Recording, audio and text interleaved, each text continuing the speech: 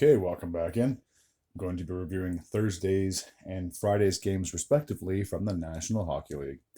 Starting in the Atlantic Division as we had the Tampa Bay Lightning playing host to the Ottawa Senators.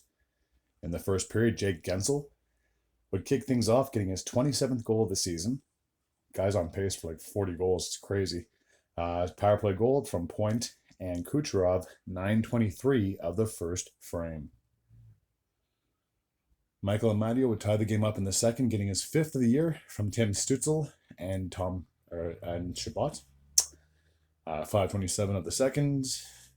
Brandon Hagel would score, evidently getting the game-winning goal, getting his 24th of the year from McDonough and Vasilevsky. 10:14 of the middle frame. Braden Point would score, increasing the lead to 3-1, getting his 29th goal of the year from Kucherov and, oh, forgive me if I mispronounce this, Goncalves, I believe, 15:44 of the third. Ottawa would pull their goal down by 2. Unfortunately, it did not pan out as Eric Chiranek would get the empty net goal from Braden Point with 52 seconds to go in the game. And then Mike Mitchell Chaffee, I believe, or Chaffee, would increase the lead to 5-1 with just 26 seconds to go. For Chaffee, that'd be his 10th of the season from Glenn Denning and Radish. So 5-1 in favor of Tampa Bay. Now we're off to New Jersey, where we had the Devils playing host to the Vegas Golden Knights. Nick Waugh would kick things off in the second period, getting his 7th goal of the year from Brandon McNabb, 3:09 of the middle frame. Shea Theodore would increase the lead to 2-0, 11:18 of the second period. For Theodore, that'd be his 7th goal of the season from Olofsson and Barbashev. Jack Eichel would increase the lead to 3-0 early in the third period, getting his 19th of the year from Hanifin and Whitecloud, 4:06 of the third. Andre Palat would finally get the Devils on the board late in the third, with just over 4 minutes remaining. For Palat, that'd be his 12th goal of the season on the power play from Neeson and Brett. So at least the Devils didn't get shut out, but unfortunately they would lose the game 3-1. All right, now we're off to Philly as the Flyers played host to the Washington Capitals. Mitvey Michkov would kick things off in the first period for the Flyers, getting his 15th of the year, assisted by Travis Sanheim, and that goal happened with 2.5 minutes to go in the opening period. Just under a minute left in the first. Alex Ovechkin would score, getting his 26th of the year from Fairvey and Strome, so the game was tied up at 1 heading into the second period. Connor McMichael would break the tie, 4:17 in the second, getting his 19th of the year from Protas and Chichurkin, 4:17 of the middle frame. Tyson Forster would tie the game up, getting his 15th of the year on the power play, assisted by Andre and Konechny, 7:23 of the second. Matvey Michkov would get his second goal of the game, his 16th of the year, assisted by Abois, I believe, and Drysdale, 11:19 of the second, giving the Flyers a 3-2 lead. Lars Eller would tie the game up in the third, getting his 10th of the year from Radish, 6:23 of the third period.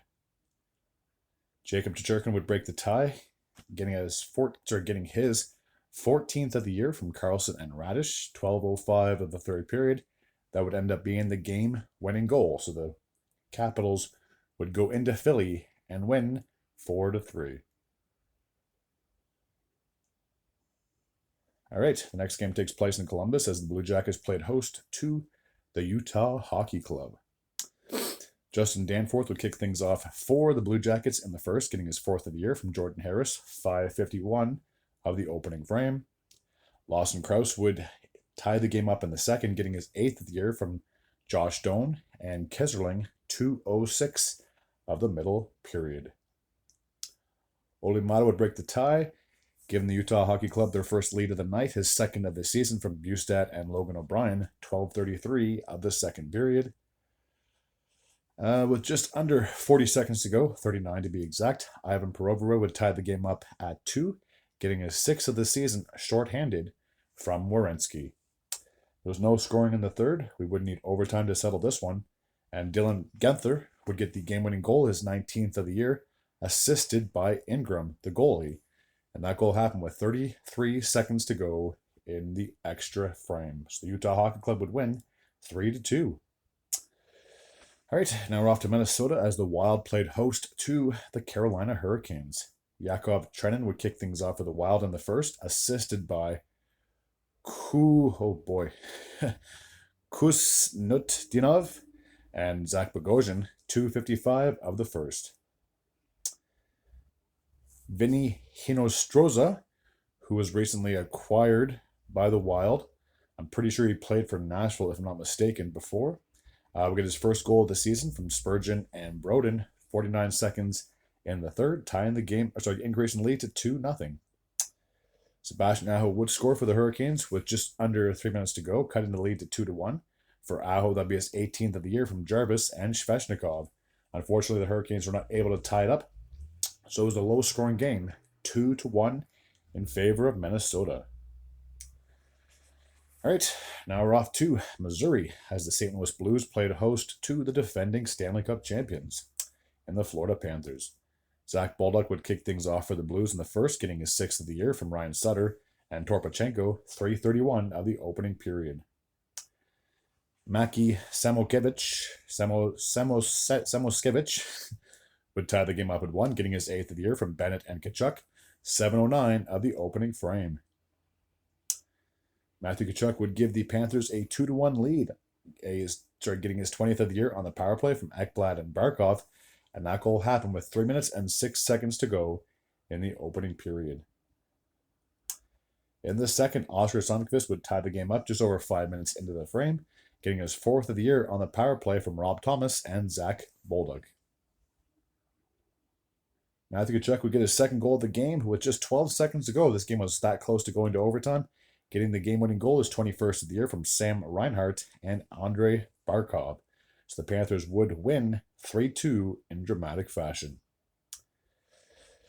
All right, now we're off to Calgary as the Flames played host to the Colorado Avalanche. Jonathan Huberdeau would kick things off for the Flames in the first period, getting his 21st of the year on the power play from Uyghur and Coronado, 3:22 of the opening frame. Cale Makar would strike early in the second, tying the game up at 1, getting his 20th of the year from McKinnon and Devin Tays. Terry Lehkonen would give the Avalanche a 2-1 lead, getting his 22nd goal of the year from McKinnon and Nietzsche's, 5:34 of the second period. Nietzsche would score, putting the Avalanche up on top 3-1, I apologize, getting his 18th of the year from McKinnon and Makar on the power play, and that goal happened with just 18 seconds to go in the middle frame. Martin Nietzsche, I gotta say, this guy's fitting in Colorado quite comfortably. We get his second goal of the game from Malinsky and Kelly, 12:53 of the third periods. Rasmus Anderson would score, cutting the lead in half, getting his 8th of the year from Pospisil and Kadri, and that goal happened with 1 minute and 46 seconds to go in the game. Unfortunately, the Flames were not able to mount a comeback, so the Avs would win 4-2. All right, now we're off to Seattle as the Kraken played host to the Maple Leafs. Philip Myers would get his first goal of the season from Tavares and Marner, 7:23 of the opening frame. Bobby McMahon would get his 17th goal of the season on the power play from Morgan Riley and Max Domi, 18:53 of the first period. So the Leafs had a 2-0 lead after 1. Matthew Knies would increase the lead to 3-0 in the second, getting his 21st of the season, assisted by McCabe and Austin Matthews. So the Leafs had a 3-0 lead. Heading into the third, Eli Tolvanen would finally get the Kraken on the board, eliminating the shutout for Tolvanen. That'd be his 16th of the year from Bjorkstrad and Joey Decord, the goalie, 5:43 of the third. So the Leafs would win 3-1. And the last game from Thursday took place in San Jose as the Sharks played host to the Vancouver Canucks. It's hard to believe there's no scoring in the first two periods. We have to go all the way to the third to finally get some goals. Dakota Joshua would break the tie, getting his 3rd of the year on the power play from Ryan Suter and Tyler Myers, 8:04 of the third. Tyler Toffoli would tie the game up with 1 minute, 28 seconds to go in the game, getting his 20th of the year, assisted by Eklund. We would need overtime to settle this one. And Drew O'Connor, one of the new acquisitions for the Vancouver Canucks, would get the game-winning goal on a penalty shot nonetheless in the extra frame, his 8th of the season, just 33 seconds into the overtime frame. So a pretty dramatic end to the game. All right, so now we'll take a look at Friday's action as well. So in the Metropolitan Division, we would have the New York Rangers playing host to the Pittsburgh Penguins. Vincent Trocheck would kick things off for the Rangers in the first, getting his 17th of the year, assisted by Lafreniere, 8:31 of the opening frame. Blake Lizotte would tie the game up in the second, getting his 9th of the year from Achari and Erik Karlsson, 2:25 of the middle frame. Adam Fox would score.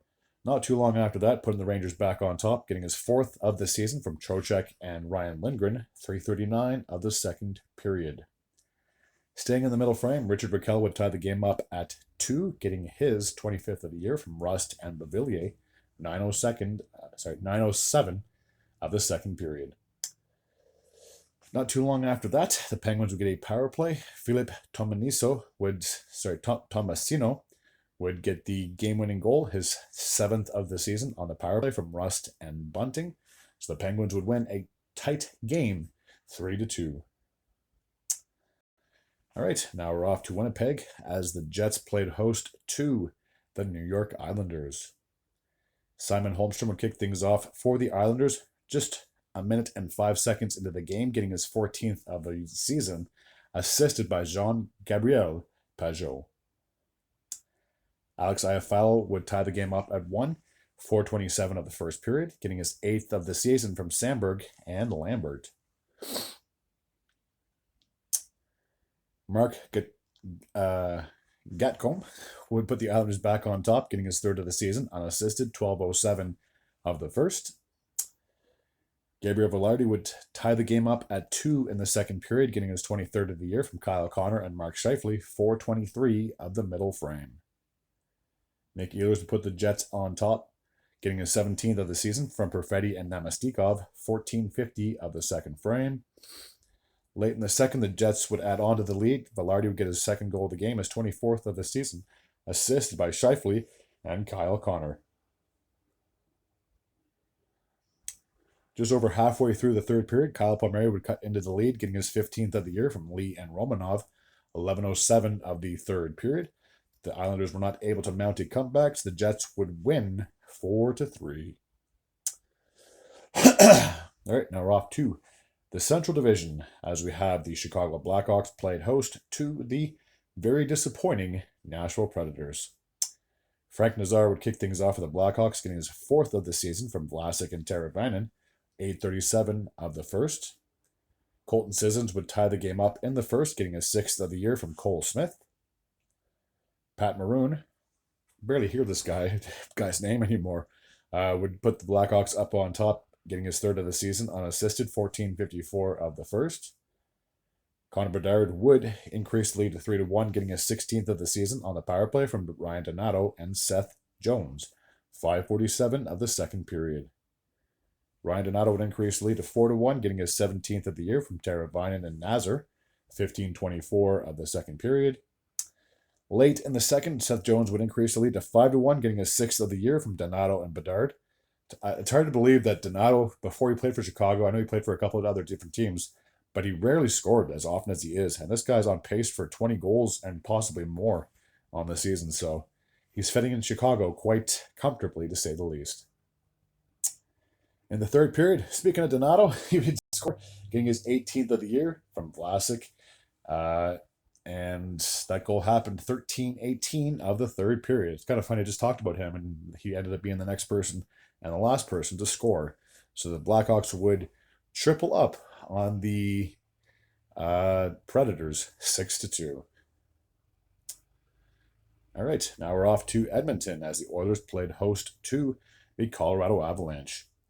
Nathan McKinnon would open up the scoring for the Avalanche on the power play, getting his 21st of the season from Cale Makar and Arturi Lehkonen, 9:48 of the first. Leon Draisaitl said, "You know what? If you can get a power play goal, so can I." He would get his league-leading 39th goal of the season on the power play from Nugent Hopkins and Evan Bouchard, 10:39 of the first. Cale Makar would score not too long after that, putting the Avs back on top, getting his 21st of the season from McKinnon and Devin Tays. And all 3 guys just so happened to be teammates for Canada at the Four Nations Cup. Corey Perry would tie the game up at 2, getting his 11th of the year from Henrique and Kapanen, 12:22 first period. So a lot of goals happening in the opening frame. Just under 2 minutes remaining in the first, Arturi Lehkonen would put the Avs back on top, getting his 23rd of the year from McKinnon and Devon Toews. So 5 goals were scored in the opening 20 minutes. In the second period, Cale Makar would get his second goal of the game, his 22nd of the season, shorthanded, assisted by Parker Kelly. 6:39 of the second frame. Corey Perry would get his second goal of the game, his 12th of the year, on the power play from Skinner and Ekholm. 7:48 of the second period. Leon Draisaitl will get his 40th goal of the season. Nugent Hopkins, 15:59 of the second frame, tying the game up at 4. Late in the third, Martin Necas, I talked about him in the previous day when he played in Calgary, getting his 20th of the year from Nathan McKinnon, 15:38 of the third period. And I'm not saying the Avs don't miss Rantanen, but Necas is sure helping taking the sting of that trade away. So yeah, Avs would win 5-4. And the last game from Friday took place in Los Angeles as the Kings played host to the Dallas Stars. Warren Foegele would kick things off just 11 seconds of the game, so the fans were just getting to their seats before the opening goal, getting his 14th of the season, assisted by Philippe Deneau. Matt Duchene would score with just under 2 seconds to go in the first, getting his 19th of the year from Smith and Dumba. Kevin Fiala would break the tie in the second, getting his 21st of the year, assisted by Philippe Deneau, age 16 of the middle frame. Thomas Harley would tie the game up at 2, 9:29 of the second period, getting his 8th of the year, assisted by Cody Ceci and Matt Duchene. Alex Lafayette would put the Kings back on top, getting his 14th of the year, assisted by Byfield and Kevin Fiala, 11:43 of the second period. 6:53 in the third, Marvik Bork would tie the game up for the Stars, getting his 7th of the year from Ben and Dadonov. Matt Duchene would score, getting his 20th of the year from Granlund and Lundell, 9:41 of the period, putting the Stars back on top, putting the Stars up in the game. And then Anze Kopitar would tie the game up, 11:40 of the third, getting his 13th of the year, assisted by Adrian Kempe and Trevor Moore. We would need extra time to settle this one. Unfortunately, nothing was settled in overtime. We'd have to go to a shootout, and Adrian Kempe would get the game-winning goal for the Kings. So a very dramatic game, back and forth, to say the least. So, as always, we'll take a look at the standings. Just got to pull this back a little bit so I can try to get all the teams in one shot. So, just got to move back a little bit more. There we go. So, you can't see it, but Florida is atop of the Atlantic Division. I'm just going to scroll over to the win-loss, overtime, and points column. So they're sitting at 33, 20, and 3. They have 69 points on the season. The Maple Leafs are 1 point behind them. They are 33, 19, and 2. And the Tampa Bay Lightning are back in the top 3 of that division with their win, 29, 20, and 4. They have 62 points. Washington is still atop of their division. I don't see them letting that division go anytime soon with a record of 36, 11, and 7. Very impressive for a team that I didn't think was going to make that much noise this season, if I'm going to be honest with you. The Carolina Hurricanes are in second place with a record of 32, 19, and 4. They have 68 points. And the New Jersey Devils are in third place with a record of 30, 20, and 6. The two teams in the wild card so far, as of Saturday morning, the Ottawa Senators are 29, 22, and 4. They have 62 points. They have the same amount of points as the Lightning, but because they've played two more games than they did, that's why the Lightning are ahead of them in the standings. And the Detroit Red Wings are just 1 point behind the Sens with a record of 28, 21, and 5.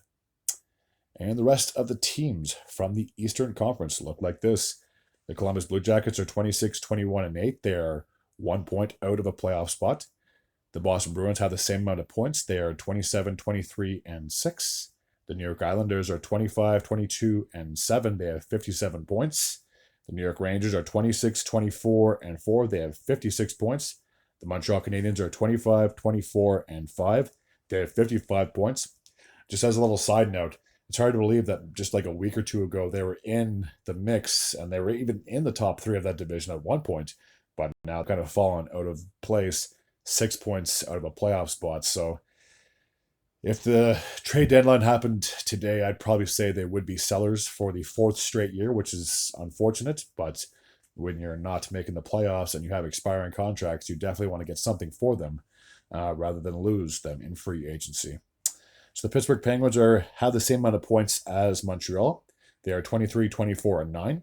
The Philadelphia Flyers are 23, 26, and 7. They have 53 points. And rounding out the Eastern Conference at the bottom, unfortunately, are the Buffalo Sabres. They are 22, 26, and 5. They have 49 points. All right, now we're off to the Western Conference. The Winnipeg Jets find themselves not only in first place in their division, not only first place in the conference, but first place in the NHL overall. They have a record of 39, 14, and 3. They have 81 points. The Dallas Stars are in second place with a record of 34, 18, and 2. They have 70 points. And the Minnesota Wild round out the top three. They are 32, 19, and 4. They have 68 points. All right, taking a look at the teams in the Pacific. The Edmonton Oilers find themselves still in first place in their division with a record of 34, 17, and 4. They have 72 points. The Vegas Golden Knights are just 2 points behind them with a record of 32, 17, and 6. And the Los Angeles Kings are 29, 17, and 6. They have 64 points. The two teams in the wild card look like this. The Colorado Avalanche are 33, 22, and 2. They have 68 points. They have the same amount of points as Minnesota, so they're breathing down their necks for the top three in that division. And they're only 2 points behind Dallas, too, if I'm going to be, as just a little side note there as well. With their win, the Vancouver Canucks find themselves back into a playoff spot. They are 25, 18, and 11. They have 61 points. And then rounding out the rest of the Western Conference, looks like this. The Calgary Flames are 2 points behind Vancouver. They are 26, 21, and 7. The Utah Hockey Club are 23, 22, and 9. They have 55 points, 6 points out of a playoff spot. The St. Louis Blues are 24, 26, and 5. They have 53 points. They are 8 points back. The Anaheim Ducks are 23, 24, and 6. They have 52 points. They're 9 points back. The Seattle Kraken had kind of an upsetting and disappointing season, considering there was hope and aspirations of this team getting back into a playoff spot. They find themselves 11 points back with a record of 23, 29, and 4. And then, man, you want to talk about disappointment. If I was a Nashville Predators fan, I think I'd be very upset. 18, 28, and 7. They have 43 points. They're 18 points out of a playoff spot. It's hard to believe after all the splash they made in the offseason that they would find themselves basically this far out of a playoff berth when they should have been competing for a spot in the top three or at least in a wild card spot. So it's unbelievable how they've kind of spiraled out of control. Chicago's just 3 points behind them with a record of 17, 31, and 6, 40 points. And the San Jose Sharks are at the bottom of the Western Conference. 15, 34, and 7 is their respectable records. All right, that's going to take care of Thursdays and Fridays recap from the National Hockey League. As always, if you're new to this channel and you like this type of content, feel free to hit the sub button. I'd be very grateful and very appreciative. Until next time, and as always, take care.